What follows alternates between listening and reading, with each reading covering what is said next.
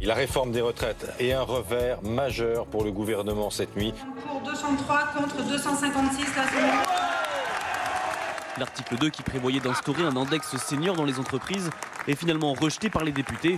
Une victoire symbolique pour les oppositions et notamment la NUPES. Hier, il manquait 30 députés LREM. La majorité est fébrile.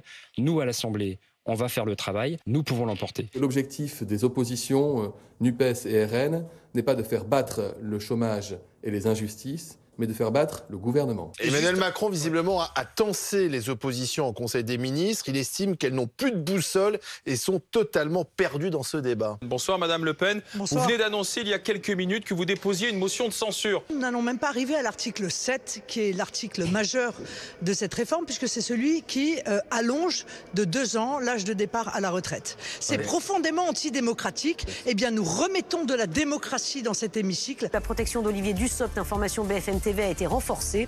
3 agents de sécurité suivent désormais le ministre du Travail au quotidien, y compris sur son temps libre. Il est malmené à l'Assemblée, mais il a aussi reçu des menaces. Des menaces de mort, y compris des références à la mort, à la guillotine par exemple. Dans l'enquête sur l'accident de la route impliquant Pierre Palmade, un homme a été interpellé ce matin. Il pourrait s'agir d'un des 2 fugitifs recherchés depuis vendredi soir en Seine-et-Marne. Une des 2 personnes qui se trouvait à bord du véhicule de Pierre Palmade. Ce qu'on espère de son arrestation, c'est de comprendre comment est-ce qu'on en est arrivé à ce drame, à ce qui s'est passé avant, pendant, après. Pourquoi est-ce que cet individu a fui le lieu de l'accident alors que 3 individus étaient en état de danger absolu? Est-ce que c'était pour dissimuler des preuves, de la drogue, etc. Pierre Palmade est en garde à vue depuis maintenant 1 heure pour homicide et blessures involontaires par conducteur sous l'emprise de stupéfiants. Concernant ces 2 passagers présumés, l'un est entendu depuis ce matin par les enquêteurs, l'autre a fait savoir via son avocat qu'il comptait se rendre. Les médecins ont donné leur feu vert et donc la garde à vue a commencé. À l'issue de la garde à vue, il y a plusieurs solutions. Soit il ressort libre, je pense toujours hospitalisé, ou en tout cas libre, ou alors il est déféré, ça veut dire présenté devant le procureur de la République. Quelle peine encourt-il, maître? C'est 10 ans de prison, bien sûr, vous le savez, avec 150 000 € d'amende.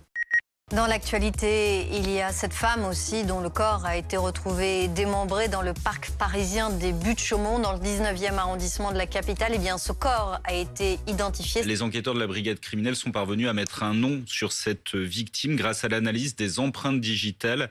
Ils ont fait le lien avec une femme qui était âgée de 46 ans et dont la disparition avait été signalée par son mari le 6 février.